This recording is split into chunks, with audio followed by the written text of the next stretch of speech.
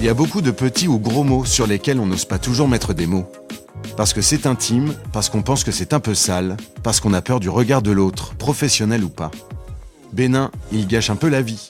Plus grave, ils peuvent évoluer en maladie à surveiller.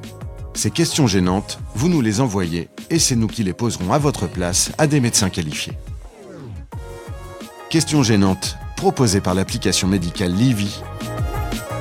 Aïda se sent fatiguée en permanence, à tel point qu'elle n'arrive même plus à sortir de son lit. Elle se sent inutile et lorsqu'elle en parle à ses proches, ils ne comprennent pas son mal-être. Anne-Marie Lazartigue, psychiatre à Paris, lui répond.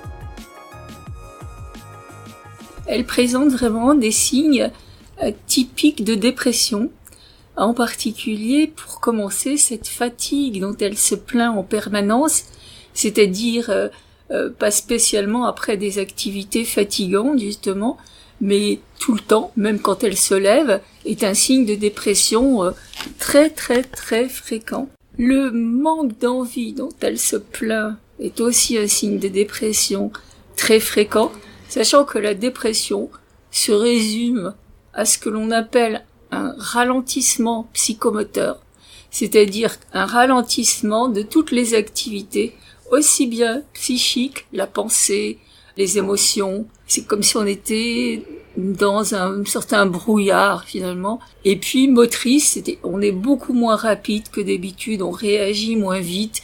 On a l'impression qu'il faut du temps pour allumer la machine, quoi. Cette absence d'envie est conjointe à un sentiment d'inutilité. Ce sentiment d'inutilité est un signe dépressif extrêmement fréquent. Ça illustre le sentiment de dévalorisation qu'éprouve la personne qui est déprimée, et puis l'espèce de tristesse de l'humeur généralisée qui fait que tout est vu de façon péjorative. En fait, je crois que surtout, on n'a pas envie de s'occuper de soi, et donc on se trouve des raisons, on a tendance à se trouver des raisons pour ne pas se bouger.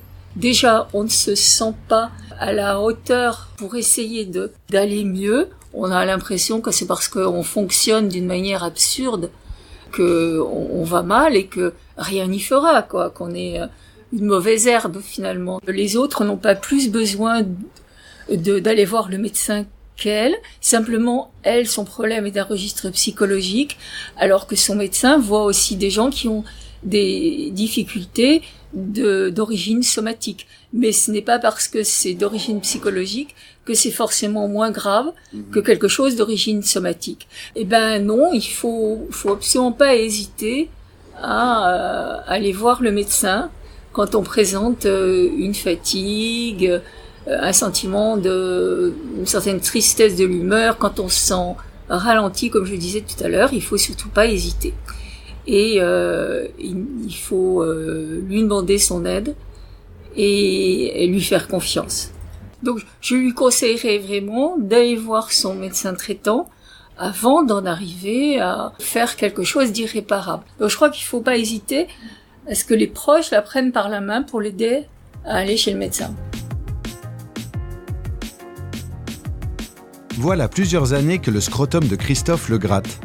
Il se lave tous les jours, mais cela ne change rien. Il se gratte parfois jusqu'au sang et s'inquiète. Est-ce une IST ? Le docteur Sébastien Fouéré, dermatologue à Paris, le rassure.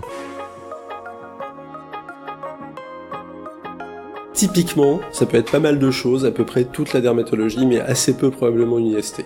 En fait, ça dépend un peu. Si c'est aigu, si ça vient d'arriver et qu'on s'est trouvé dans un contexte où on aurait pu attraper une IST, ça vaut le coup d'éliminer bien entendu une gale ou des morpions, qui sont des maladies qui s'attrapent assez majoritairement pour la gale et quasiment systématiquement pour les morpions, comme une maladie sexuellement transmissible.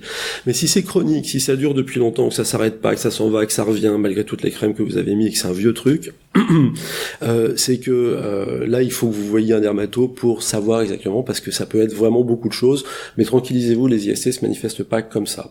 Par contre, si à l'occasion de cette localisation de vos problèmes dermatologiques, vous vous dites qu'il serait peut-être temps de faire un bilan IST pour une raison ou pour une autre, n'hésitez pas à le faire, c'est toujours une bonne chose.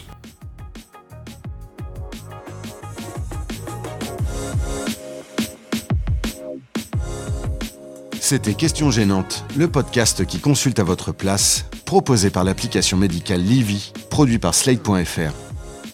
Retrouvez-nous sur Slate.fr, iTunes, Spotify, Deezer ou sur votre application de podcast préférée.